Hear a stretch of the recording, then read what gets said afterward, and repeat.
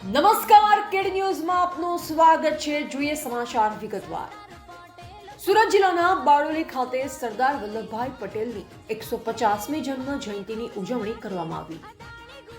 સમગ્ર ગુજરાતમાં સરદાર વલ્લભભાઈ પટેલની 150મી જન્મ જયંતિના ઉપક્રમે રાજ્યવ્યાપી યુનિટી માર્ચની ધામધૂમથી ઉજવણી કરવામાં આવી રહી છે. ત્યારે સરદાર વલ્લભભાઈ પટેલને સરદારનું બિરુદ આપનાર ભીખીબેન પટેલના અકોટી ગામેથી સ્વરાજ આશ્રમ બારડોલી સુધી 13 કિલોમીટરની લાંબી 169 બારડોલી વિધાનસભા મત વિસ્તારની યુનિટી માર્ચ પદયાત્રા યોજાઈ હતી.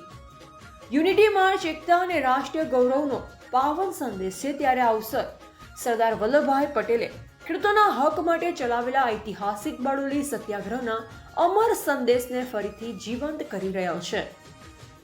ખેડૂત શક્તિ, ન્યાય અને અડગ સંકલ્પના આ અધ્યાયને યાદ કરતા સમગ્ર વિસ્તારમાં દેશભક્તિની ભાવના વધુ ઉર્જાવાન બની રહી છે. ત્યારે આ પદયાત્રામાં ઉપસ્થિત સૌએ સ્વદેશી ચીજવસ્તુનો ઉપયોગ કરી આત્મનિર્ભર ભારત નિર્માણના શપથ લીધા હતા.